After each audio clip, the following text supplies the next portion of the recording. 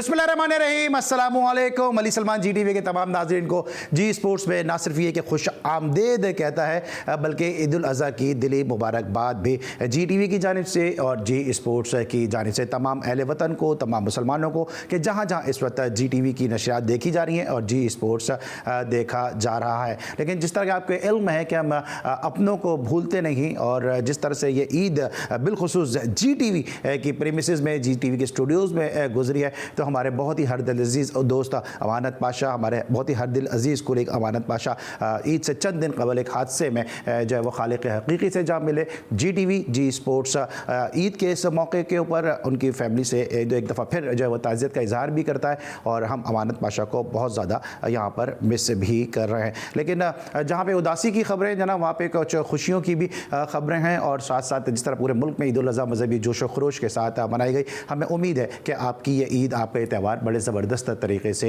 गुजरा होगा। ईद की इस खुसूसी जो ट्रांसमिशन है इसमें आपने जी टीवी के मुख्तलिफ शोज़ भी देखे होंगे और इसी वाले से जी स्पोर्ट्स ने भी खुर्रम मंजूर के साथ एक शो किया और आज हम मौजूद हैं पाकिस्तान के दीगर स्पोर्ट्स के सितारों के साथ कि जिन्होंने अपनी ज़बरदस्त कारकर्दगी से पाकिस्तान का सबसे लाली परचम बुलंद किया, पाकिस्तान का नाम रोशन किया, ना सिर्फ ज़मीन पर बल्कि पहाड़ों पर भी जाके जो है उन्होंने पाकिस्तान का सबसे लाली परचम लहराया। बात करेंगे मुख्तलिफ स्पोर्ट्स के हवाले से, लेकिन सबसे पहले आज की टॉप स्टोरीज।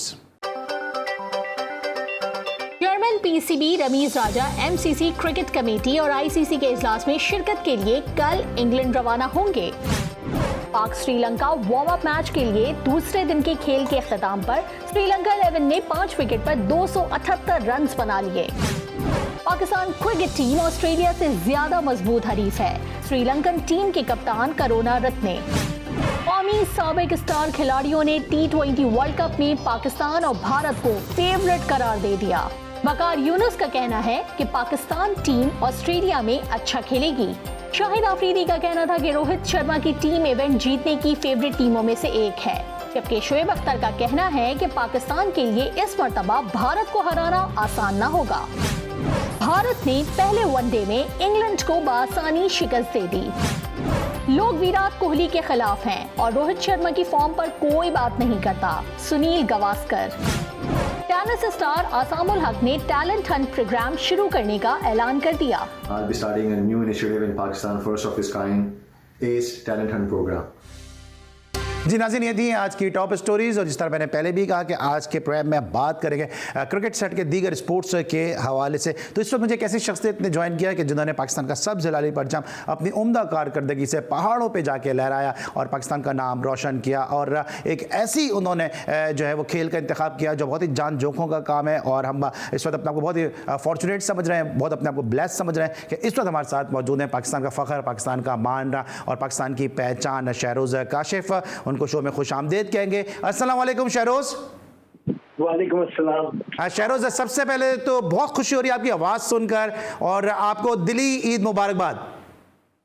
बहुत शुक्रिया जी, बहुत शुक्रिया मेरे मुल्क को। शहरोज़ ये बताएं ये जो आपकी ईद है ये कितनी स्पेशल आपकी ईद है, क्योंकि आपने तो ना सिर्फ अपनी फैमिली को बल्कि पाकिस्तान में सबको परेशान कर दिया था। ये सब माजरा क्या हुआ था? मैं सबसे पहले एक बात बताता चलूं कि 2 साल हो गए मैंने अपनी फैमिली के साथ ईद नहीं की थी। इस बार मुकद्दर में ईद लिखी हुई थी करनी और यस पूरे पाकिस्तान को टेंशन में डाल दिया था मैंने। ऊपर जो है वो हम लोग लापता हो गए थे, डी ट्रैक हो गए थे और 7,500 के लगभग, और हमें वहाँ पे बिवॉक करना पड़ा। बिवॉक का मतलब होता है कि जब आपके पास कोई और चारा ना रह जाए तो आप थोड़ी सी बर्फ खोद के उसके अंदर सो जाते हो। और इट वाज नियर डेथ कि मैंने अपनी आंखें बंद कर ली थी और मैंने अपने जो साथ वाला बंदा था उसको कह दिया था कि यार थोड़ी देर में our soul will left our body और बस फिर it will be end। तो लेकिन अल्हम्दुलिल्लाह अल्लाह की ज़ात का बहुत। अच्छा शहरोज़, जिन लोगों तक ये कहानी आपकी पहुंची है, जो लोग इस खेल से ज़्यादा जो है उनको मालूमात नहीं है, उनके सर में सवाल होता है कि जब आप इतना ख़तरनाक खेल खेलते हैं तो क्या आप कंसर्न अथॉरिटीज़ को बता के नहीं जाते हैं कि हमें ट्रैक करते रहें, हमें ऊपर हेलीकॉप्टर से जो है हमें मॉनिटर करते रहें कि खुदा न करे ऐसी सिचुएशन हो तो रेस्क्यू किया जा सके? देखिए, इसके लिए तो कंसर्न अथॉरिटीज पहले से बनाई हुई है। हम लोग तो इसको अनाउंस कर देते हैं कि हम लोग जा रहे हैं, और कोई भी हादसाती सूरत के अंदर जो कंसर्न अथॉरिटीज होती हैं उनको चाहिए कि वो अपना इस चीज के ऊपर जो है वो स्टडी रखें कि कौन सा क्लाइंबर किधर है, कौन सा क्लाइंबर किधर है। मेन चीज ये है कि हमारे यहाँ पे लैक ऑफ कंसंट्रेशन की वजह से क्लाइंबर की जितनी भी मेहनत होती है वो ओवरशैडो हो जाती है। ठीक है, तो आप क्या समझते हैं, ऐसे कोई इस तरह कोई सिग्नल वगैरह आपको ऐसी कोई चीज़ अवेलेबल होती है कि आपको ऐसे सिग्नल पास कर सकें, या ऐसा कोई स्मोक आप दे सकें कि आप फंस गए हैं, कि जिससे अगर कोई हेलीकॉप्टर पे या कोई आपको ऊंचाई से अगर देख रहा है तो आपको रेस्क्यू कर सके? जी देखिए, मेरे पास जो है वो गार्मिन SOS सिग्नल था, तो मैंने अपना SOS सिग्नल दबाया जिसमें अमेरिका में इमरजेंसी अलार्म बजा। अमेरिका वालों ने जो है वो पाकिस्तान में कॉल की, और उसके बाद इन्होंने जी कहा कि रेस्क्यू ऑपरेशन को शुरू कर दिया गया है। 7,500 पे मैंने उस रेस्क्यू अलार्म को बजाया, और अल्हम्दुलिल्लाह मुझे 4,800 से रेस्क्यू कर लिया गया। ठीक है, तो अब जब ये सूरत हाल जब आती है तो उसके लिए क्या आपकी पहले से कोई तैयारी ऐसी थी कि अगर इस किस्म की मुश्किल सूरत हाल में आप फंसेंगे तो आप इस तरह से अपने आप को सर्वाइव कर जाएंगे, या ये जो ड्रिल थी ये आपने सिर्फ किताबों में पढ़ी थी और फौरन आपको उसको प्रैक्टिकल करना पड़ गया? देखिए, क्लाइंबर हर चीज के लिए रेडी रहता है। Climber is ready for every single thing, क्योंकि one wrong step and you will be the part of history. तो क्लाइंबर को जो है वो हर तरह से हर मुश्किलात के लिए तैयार रखना पड़ता है, अपनी बॉडी को, अपने जिस्म को। और यस, मैं भी बिल्कुल तैयार था, और अल्लाह के फजल करम से, मेरे मुल्क को कौम की दुआओं से, सपोर्ट से मैं जो है वो बिल्कुल सही सलामत जो है वापस आ गया। हादसा तो होते रहते हैं, it's a part of life. ठीक है, अच्छा शहरों से किसी मौके पे ऐसा आया जहन में, जब आपने कहा कि मैंने आंखें बंद कर लें, तो कुछ अली सतपारा की जहन में याद आई, कुछ ऐसा लगा कि खुदा ना करे मैं भी ऐसे ही पहाड़ों का बेटा बन जाऊंगा, मेरे बारे में भी किसी को पता नहीं चलेगा, मैं भी एक तारीख का हिस्सा बन जाऊंगा, मैं इस खेल को अगर अब बच गया तो मैं अब इस खेल को तर्क कर दूंगा? देखिए, वहाँ पे तो किसी की याद नहीं रहती एक्सेप्ट अल्लाह ताला की, और खुद की यार अभी हम भी जाने वाले हैं, तो आप किसी को अपने आप से रिलेट नहीं कर पाते हो। लेकिन यस, मेरे ज़हन में था कि हमारी जो रूह है तो हमारे जिस्म को अभी चंद ही कुछ घंटों में छोड़ देगी एक्सट्रीम ठंड की वजह से, हाइपोथर्मिया की वजह से। लेकिन अल्हम्दुलिल्लाह जो है वो ऐसा नहीं हुआ, और जब अगले दिन उठे तो हमारा जो हौसला था वो पिछले दिन से ज्यादा बुलंद था, और हम लोगों ने फिर पूरा रास्ता निकाला, क्योंकि हम सिर्फ 2 बंदे थे पहाड़ पे, तो हम लोगों ने पूरा रास्ता निकाला और अल्हम्दुलिल्लाह सेफ एंड साउंड वापस खुद नीचे आए। ठीक है, तो अमूमन हम ये देखते हैं कि जब सियाचिन के हम अपने फौजी जवानों की जब कहानियां सुनते हैं, जब उनको देखते हैं, तो फ्रॉस्ट बाइट का बहुत ज़्यादा सुनते हैं। तो इस हवाले से जब आपने बिल्कुल गिव अप कर दिया था, हालात के रहमो करम पे छोड़ दिया था, तो कोई फ्रॉस्ट बाइट वगैरह से बचाव की कोई ऐसी चीज़ें थी आपके पास कि जो आपको इन चीज़ों से महफूज रख सकती नहीं? First of all let me clear कि मैंने गिव अप अपनी लाइफ के अंदर कभी भी नहीं किया। अच्छा। ठीक है, उस टाइम पे जब मेरे पास कुछ भी नहीं था तभी मैंने गिव अप नहीं किया, और मैंने आइस का वो बनाया और मैं उसमें मैंने रात गुजारी। लेकिन अमूमन फ्रॉस्ट बाइट जो है वो आपको एक्सट्रीम ठंड की वजह से हो जाता है। ये अल्लाह का मौजूद है कि मुझे फ्रॉस्ट बाइट नहीं हुआ, और हम सब बड़े बड़े दुआगो थे कि जी अल्लाह ताला आपको सेहत दे, ज़िंदगी दें, क्योंकि जब लास्ट टाइम मेरी ईद का ही शो था, मेरे आपके फादर से बात हो रही थी, उस वक्त आप पहाड़ों पे आई थिंक थे, तो उन्होंने यही कहा था कि बड़ा ये डिफ़िकल्ट, बड़ा एक मुश्किल खेल है, और मैं शहरोज़ को कहता हूँ कि इस खेल को छोड़ दो। अब जब आप वापस आएँ तो फादर ने आपसे कोई बात की इस तरह की कि भाई माशाल्लाह खूबसूरत हैं, हैंडसम है, जवान है, ज़िंदगी में और करने को बहुत कुछ है, ये इतना मुश्किल खेल क्यों खेल रहे हैं? यार मुझे 9 साल हो गए हैं ये जवानी पहाड़ों के नाम किए हुए, ये खूबसूरती पहाड़ों के नाम किए हुए, तो अब आगे दगा कर दूंगा तो ये खूबसूरती किस काम की। ठीक है, तो ये बताएं भी जिंदगी में और इसके अलावा क्या मसरूफियात है? बस कल इंशाल्लाह कल की मेरी फ्लाइट है, जीवन G2 के लिए जा रहा हूँ, दुनिया की 11वीं और 13वीं बुलंद तरीन चोटी के लिए। मुल्क से ही है कि मेरे इस एक्सपीडिशन के लिए दुआ हो रहिएगा। बाकी इंशाल्लाह मेरा ये प्लान है कि 14 चोटियों में पाकिस्तानी परचम लहराऊं, और जब लहराऊंगा तो इंशाल्लाह दोबारा मुल्क से खिताब करूंगा एक बार। और शहरों जो आप कह रहे हैं मैंने जवानी अपने पहाड़ों के नाम कर दिए, तो कुछ जमीनी लोगों में कुछ मकबूलियत है आपकी? कुछ घर वालों ने कोई फैसला ऐसा किया कुछ? नहीं, घर वालों ने घर वाले मेरा फैसला नहीं कर पा रहे कि इसको इधर रखें पहाड़ों पे रखें, वो कुछ और क्या लेके आएंगे घर में। वैसे आपके लिए मुझे आप पे इस लिहाज से तरस भी एक आता है कि जब लोग शादी करते हैं तो पहाड़ों पे जाते हैं घूमने, तो आपके लिए तो ऐसा ही है कि जैसे एक कमरे से निकल के दूसरे कमरे में चले गए। नहीं, फिर जब शादी होगी तब हम पहाड़ों वाला सिलसिला को खत्म करेंगे, थोड़ा सा जरा बेस कैंप तक जाएंगे, जरा क्लाइंबिंग को खत्म करेंगे फिर। ठीक है, कोई मैसेज देना चाहेंगे शहरोज? आप हमारे हीरो हैं, हमारा फख्र है, हमारा मान है। मेरा मैसेज जो है वो कौम की यूथ के लिए स्पेशली है कि अगर जिंदगी के अंदर कोई हादसा होता है तो उससे सबक सीखें, उससे हिम्मत ना हारें कभी भी। ठीक है, thank you so much Shahroz Kashif. Eid के इस पुरमसरत मौके पे आप हमारे साथ मौजूद थे और अपने उस जर्नी के हवाले से बता रहे थे कि जहां से आप ने मौत को शिकस्त दी और मौत के मुकल कराए, और अल्लाह ताला आपको ऐसे ही सेहतमंदी दे, ऐसे ही आपको सलामत रखें और ऐसे आप हज़ारों ईदें अपने घर वालों के साथ मज़ीद सेहत और सलामती के साथ मनाते नजर आए। ये थे जनाब हमारे हीरो, हमारा फ़ख्र, हमारा मान शहरोज काशिफ। इस वक्त हम लेंगे ब्रेक और जब ब्रेक के बाद वापस आएंगे तो बात करेंगे पाकिस्तान कौमी खेल हॉकी के हवाले से, और हमारे साथ मौजूद होंगे पाकिस्तान हॉकी टीम के कोच समीर हुसैन। मिलते हैं छोटे से ब्रेक के बाद।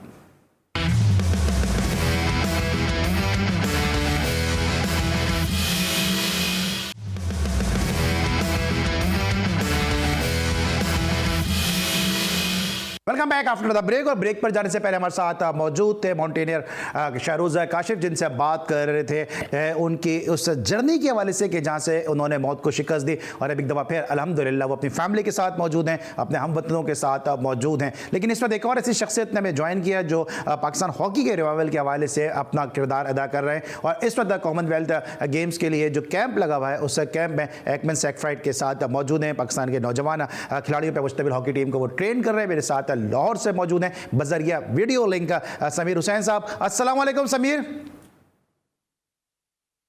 जी वालेकुम सलाम अली भाई, क्या हाल है? सबसे पहले तो आपको ईद मुबारक। मैं बिल्कुल ठीक हूँ, ईद मुबारक। पता कैसी ईद गुजरी आपकी लाहौर में अपने घर वालों से दूर हॉकी की टीम के साथ? बस जी, हमारे लिए तो सबसे पहले जो है पाकिस्तान है, और जब हम खेलते थे जब भी हमने ईद काफी जो है दूसरे ममालिक में बनाई है, और इस वक्त जो है सिर्फ हमें 2 दिन की छुट्टी मिली थी और दूसरे दिन हमने लाहौर में रिपोर्ट कर दी है एज पर जो स्केड्यूल बना हुआ था, क्योंकि हमारे पास जो इस वक्त ट्रेनिंग सेशन है वो बहुत कम थे। और रिसेंटली आपको पता है कि इकमैन ने भी अभी ज्वाइन किया है क्योंकि उनको वीजे के कुछ इश्यूज थे, तो उससे पहले हम लोग ट्रेनिंग सेशन पूरे कर रहे थे। उससे पहले एबटाबाद का कैंप लगा हुआ था, तो अब फाइनल सेशन है। इस वक्त हमारे पास 8 से 10 दिन की ट्रेनिंग सेशन है और इंशाल्लाह ताला हमारी रवानगी 23 तक है जो कॉमनवेल्थ गेम्स में है। तो आपने कहा हमारी रवानगी 23 तक है, तो क्या हमारी रवानगी का मतलब मैं ये समझूं कि समीर हुसैन की भी रवानगी है? ये समीर हुसैन लाहौर से वापस आ जाएंगे कराची? नहीं, इंशाल्लाह ताला इस दफा, क्योंकि पहले से एक डिसाइडेड था फेडरेशन का और बिटवीन हेड कोच का कि कॉमनवेल्थ गेम्स में मेरा नाम था, इससे पहले वसीम का नाम था जो एशिया कप में था, उससे पहले एशियन चैंपियंस ट्रॉफी में बांग्लादेश में मैं गया हुआ था साथ। तो डेफिनेटली आपको पता है इस वक्त फाइनेंस के इशू है पाकिस्तान हॉकी फेडरेशन में, और उसके हिसाब से उन्होंने तमाम चीज़ों को रखा हुआ है। और हमारी खिदमत पाकिस्तान के लिए हमेशा हाजिर है, जिस वक्त चाहेंगे जिस तरीके से चाहेंगे।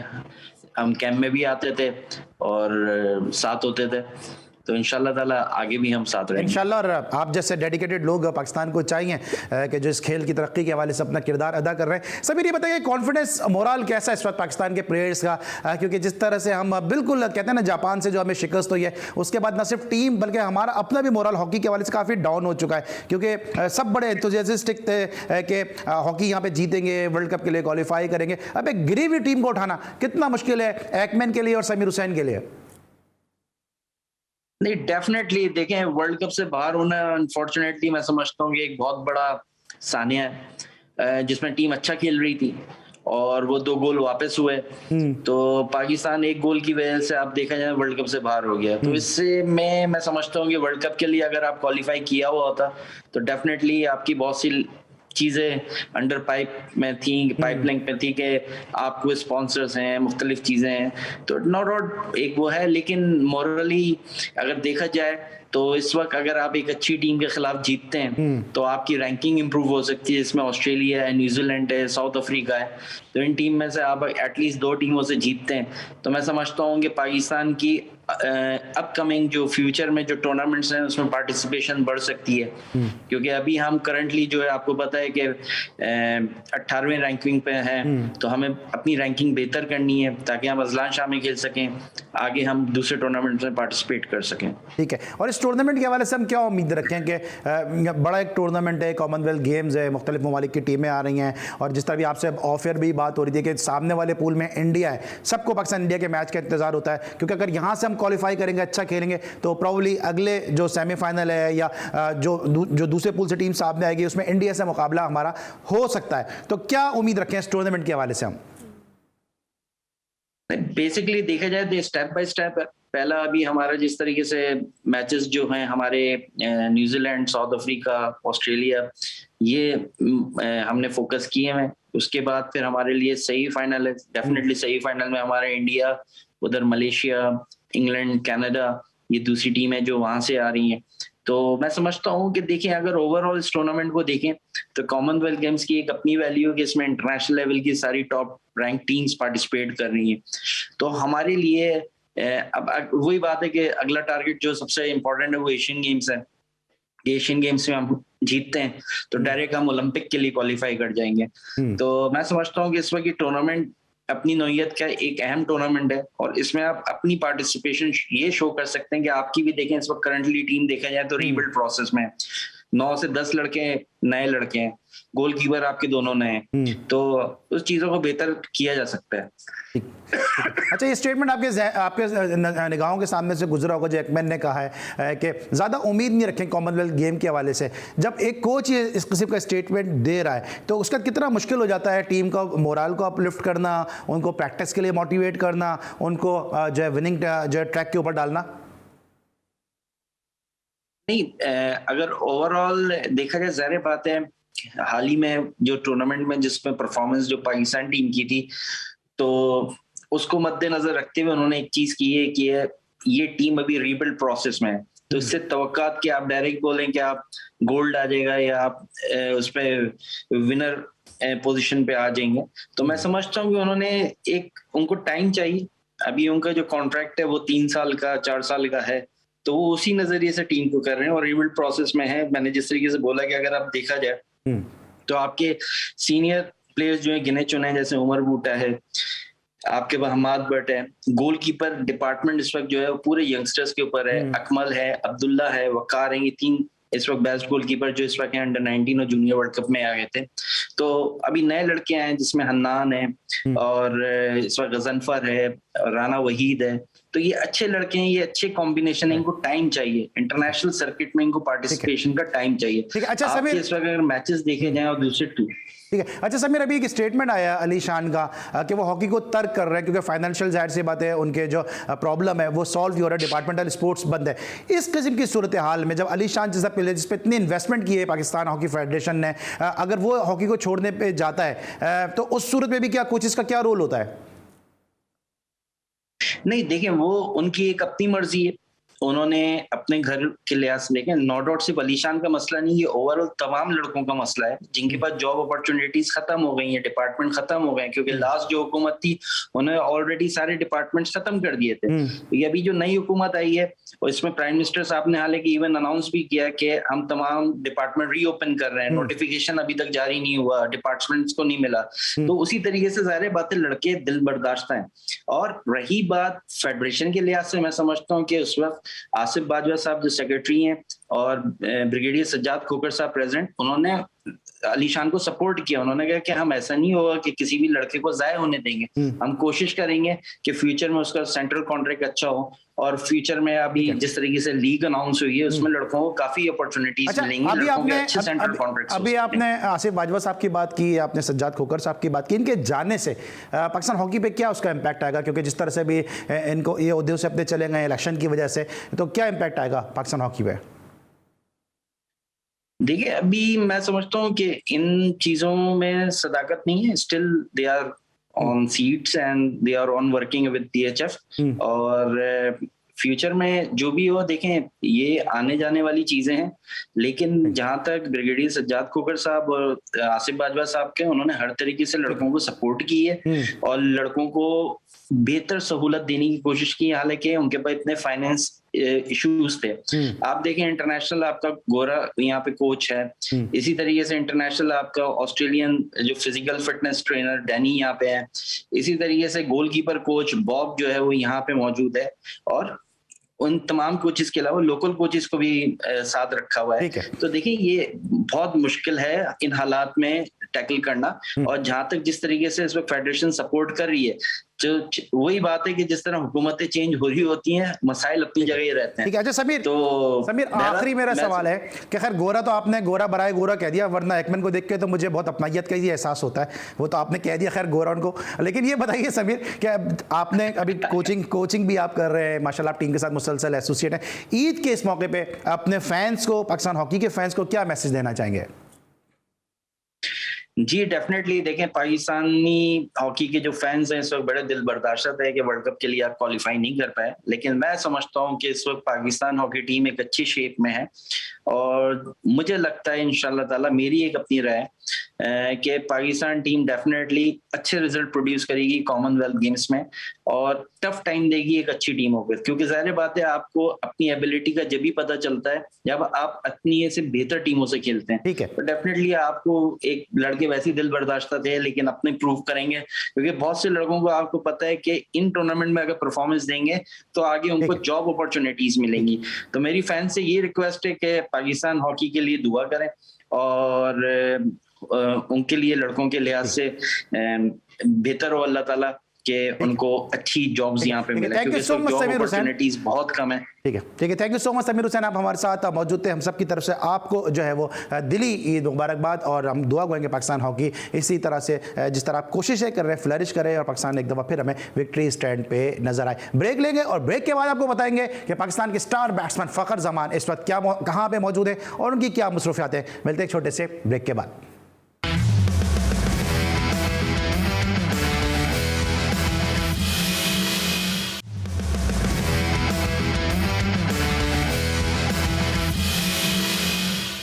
Welcome back after the break. और ब्रेक पर जाने से पहले हम बात करते हैं हॉकी के हवाले से। समीर हुसैन साहब गुफ्तगू कर रहे थे कि पाकिस्तान की हॉकी टीम का कॉमनवेल्थ गेम्स के हवाले से एक कैंप लगा हुआ है लाहौर में, और उस कैंप को हेड कर रहे हैं एकमैन, और साथ साथ ख्वाजा जुनैद भी वहाँ पे मौजूद हैं, और समीर हुसैन भी मौजूद हैं। लेकिन अब हम बात करेंगे फ़खर जमान के हवाले से, जो इस वक्त थैलेसीमिया के बच्चों के साथ मौजूद हैं, ईद की खुशियाँ उनके साथ सेलिब्रेट कर रहे हैं। नवाब शेर हमारे नुमाइंदे खुसूसी मौजूद हैं फ़खर जमान के साथ।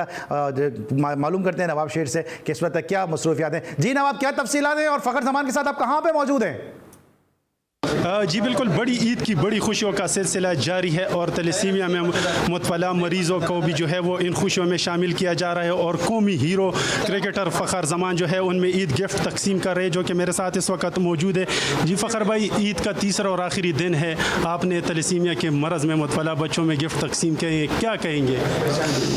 देखिए बहुत अच्छा लगा बच्चों के साथ मिल के, और गिफ्ट तकसीम किए। देखें अल हिदमत फाउंडेशन हर हमारे माशरे में बहुत अच्छा काम कर रही है, और स्पेशली आज जैसे तैलीसीमिया के बच्चों के साथ मिला हूँ तो बहुत अच्छा लगा उनकी फैमिलीज़ के से सुन के कि जिस तरीके से उनका ख्याल रखा जाता है, क्योंकि हमारे यहाँ पे तैलीसीमिया जो बीमारी है उसका इलाज तो बहुत मुश्किल है, लेकिन जो बच्चे होते हैं, जो मरीज़ होते हैं, उनका जो ब्लड उनको चढ़ाया जाता है वो बहुत मुश्किल काम है, क्योंकि जब जैसी एज बढ़ती है तो मतलब 2 हफ्ते बाद, 1 हफ्ते बाद, 10 दिन बाद उनको ज़रूरत होती है ब्लड की, तो उस पर ख़र्चा भी काफ़ी ज़्यादा आता है। तो जिस तरीके से अल हिदमत फाउंडेशन उनकी फैमिलीज़ का ख्याल रखा है तो ये बहुत ज़बरदस्त है। ये ड्रग एडिक्ट के हवाले में से क्या कहेंगे?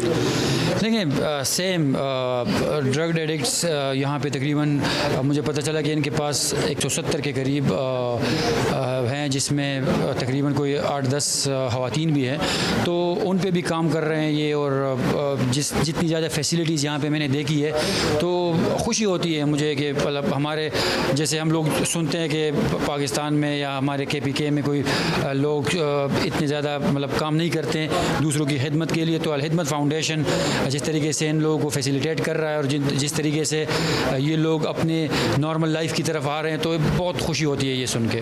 जैसा कि आप लोग देख रहे हैं कि कौमी क्रिकेटर का यही कहना है और उन्होंने कौम से अपील भी की है कि तलसीमिया में मुबतला मरीज़ों को खून का एहतियात दिया जाए ताकि वो भी ज़िंदगी भरपूर तरीके से जो है वो एंजॉय कर सके। जी जी, थैंक यू सो मच नवाब शेर। हमें अपडेट कर रहे थे फ़खर ज़मान की मसरूफियत के हवाले से और थैलेसीमिया के बच्चों को तहाइफ पेश कर रहे थे। और ये हमारे हीरो हैं कि जो ईद की खुशियों में भी जो है वो उन लोगों को नहीं भूलते कि जिनको ज़रूरत है। और यकीनी तौर पे कि तहाइफ की से ज़्यादा खुशी मैं समझता हूँ कि नवाब शेर को देख के और थैलेसीमिया के बच्चों को ज़्यादा खुशी उस वक्त होगी जब उन्होंने अपने हीरो फ़खर ज़मान को अपने साथ देखा होगा। लेकिन इस वक्त एक और हीरो ने हमें इसी असना में ज्वाइन कर लिया कि जिन्होंने पाकिस्तान का नाम जो है स्नूकर के मैदान में रोशन किया अपने उम्दा कारकर्दगी से। और जब पाकिस्तान में स्नूकर की बात होती है तो ये जो है इनके तस्करे के बगैर स्नूकर की बुक कभी भी मुकम्मल नहीं होगी। पाकिस्तान में हर स्नूकर खेलने वाले के आइडियल हैं मोहम्मद आसिफ, जिन्होंने हमें ज्वाइन किया। अस्सलाम वालेकुम आसिफ, ईद मुबारक।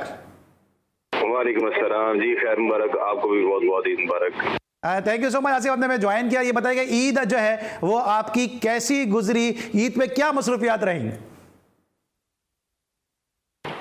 जी अल्हम्दुलिल्लाह, अल्लाह का शुक्र है, ईद बहुत अच्छी गुजरी। और ईद पे क्या मसरूफियात, ईद में जैसे सबकी मसरूफियात होती है, फैमिली को टाइम देना। और ईद कुर्बा है तो जारी बात है कुर्बानी होती है, तो उसका फिर कुर्बानी करना, फिर गोश्त तकसीम करना, तो ये सारे फिर फैमिली में टाइम देते हैं, अपनी फैमिली को, रिलेटिव को ज़्यादा टाइम देते हैं, इसी में टाइम गुजरता है अल्हम्दुलिल्लाह। अच्छा आसिफ, ये बताइए ये तो चैंपियन आसिफ की ईद आपने बताई, लेकिन जब आसिफ छोटा था, लड़कपन था, उस वक्त आसिफ की ईद कैसी होती थी? जी बिल्कुल, देखें जाहिर सी बात है छोटा था तो फिर बड़े जो करके थे उनकी सरबराही में वही करते थे कुर्बानी। लेकिन हमें ये चीज़ का शौक होता था कि कुर्बानी लेके आनी है, उनके साथ जाना, मंडी में जाना, वहाँ से जानवर खरीदना और फिर ईद पे उसको कुर्बान होते हुए देखना। तो यही सिलसिला यानी कि शुरू से चलता आ रहा है। अभी ये थोड़ा सा चेंज उसमें ये है कि अब हम जिम्मेदार बन गए हैं, हम पे जिम्मेदारी है, तो हम अल्हम्दुलिल्लाह, अल्लाह का शुक्र है कि वो सारी चीजें आज हम कर रहे हैं। आसिफ, ये देखा कि मंडी जाने का शौक था, जानवर की खिदमत करने का शौक था, क्या कैसे गुजारते थे? नहीं जी, बिल्कुल शुरू में ज्यादा शौक होता है, जब बच्चा होता है, इंसान छोटी उम्र में होता है तो उसको ज्यादा शौक होता है कि मैं 4-5 दिन पहले कम से कम जानवर लेके आऊँ, फिर उसकी थोड़ी बहुत खिदमत कर सकूँ, तो वही सिलसिला होता है। तो अभी भी कोशिश करते हैं इस तरह करने की, लेकिन अब टाइम पहले जैसा नहीं है। अब पहले जितना मसरूफियात जिंदगी ज्यादा है तो उसमें उतना टाइम नहीं दे पाते, लेकिन फिर भी अल्हम्दुलिल्लाह कोई 4-5 दिन लेके आते हैं, बच्चे भी उनके साथ टाइम स्पेंड करते हैं, उनको प्यार करते हैं, तो हम भी उनके साथ यानी कि वहाँ पे ये सारी चीजें करते हैं। ठीक है। अच्छा, जानवर खुद ज़िबा करते थे? कोई ऐसा खौफ आता था खून वगैरह देख के, जैसे अमूमन लोगों को होता है कि जी हम देख नहीं सकते खून और हम खुद ज़िबा नहीं करेंगे? देखें जी, अल्हम्दुलिल्लाह के मुझे शुरू से ही इस चीज़ का शौक था कि ईद कुर्बान जो है वो खुद देखना वहाँ पे। जो कोशिश करते थे कि अगर तो छोटा जानवर है, बकरा वगैरह है, तो उसको कोशिश करते थे कि खुद ही करें, उनके पूरा इनके हेल्पर बन के प्रॉपर जो कसाई होते हैं उनके साथ प्रॉपर हेल्प करना, गोश्त को तकसीम करने में, काटने में, बनाने में। तो अब थोड़ा सा फीलिंग थोड़ी चेंज है, क्योंकि जाहिर सी बात है मसरूफियात जिंदगी ज्यादा मुश्किल होगी पहले से। जाहिर सी बात है इंसान का कुछ ज्यादा टाइम जो है वो फैमिली में और मिलने मिलाने में, लोगों में, दोस्तों में चला जाता है, तो इसलिए इतना टाइम नहीं बचता। लेकिन आज भी वो मुझे शौक वही है कि मेरे सामने कुर्बानी हो। अच्छा, कोई आसिफ कोई स्पेशल डिश बनती है आपकी तरह हर फैमिली की, कोई रिवायती डिश होती है, या फिर वही उसी तरह कलेजी से जो नाश्ता होता है अमूमन जिस तरह घरों में? नहीं जी, वही जो सब करते हैं कि कलेजी और गोश्त वो जी बना के फिर अपनी फैमिली के लोग जितने भी हैं उनको बुला के, अपने हमसाए सबको बुला के वहाँ पे बैठ के सबके साथ खाना खाना, और उसके बाद फिर कोई स्पेशल मीठे में कुछ हो तो वो बना लेना। तो यही इसी तरह अल्हम्दुलिल्लाह। ईद की मसरूफियत आपकी कैसे होती है चैंपियन आसिफ की? लोग आपके घर आते हैं या आप ससुराल जाते हैं? क्या स्केड्यूल क्या होता है आपका? जाहिर सी बात है जी, ऐसे पहले दिन तो कुर्बानी होती है हमारे खुद के घर पे, तो फिर पूरी फैमिली जो है वो एक साथ इकट्ठी होती है। फिर दूसरे दिन ससुराल में कुर्बानी होती है, तो वहाँ पे टाइम देते हैं। और शाम में जो टाइम बचता है फिर वो जो दोस्त अहबाब हैं वो घर पे आ जाते हैं, या आपस में एक दूसरे के साथ पार्टी रख लेते हैं बारबेक्यू की। तो वो यानी कि इस तरह की महफिलें चलती हैं ईद पे। ठीक है, तो आपके तो स्टूडेंट भी काफ़ी हैं, आपकी अकेडमी भी माशाल्लाह बड़े अच्छे तरीके से आप रन कर रहे हैं, तो स्टूडेंट भी आते हैं आपसे ईद मिलने?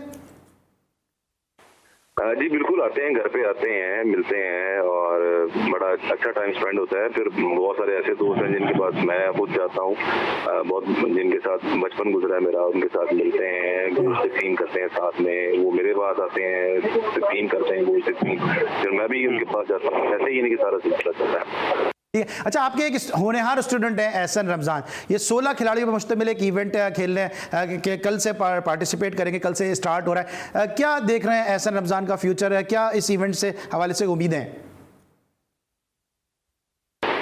देखिए जी, मुस्तकबिल तो माशाल्लाह हमारे एहसन इकबाल, एहसन का भी और एहसन रमज़ान का और बाकी जितने भी प्लेयर्स हैं उन सब का माशाल्लाह बहुत ब्राइट है। और मैं समझता हूँ कि आने वाले वक्त में इंशाल्लाह पाकिस्तान स्नूकर में एक बहुत नुमाया मुकाम बनाएगा इंशाल्लाह। पाकिस्तानी स्नूकर पहले की तरह जैसे अभी माजी में हमने यानी कि परफॉर्म किया है और अभी करंटली परफॉर्म कर रहे हैं, तो इंशाल्लाह ये गेम ऐसे कंटिन्यू रहेगी।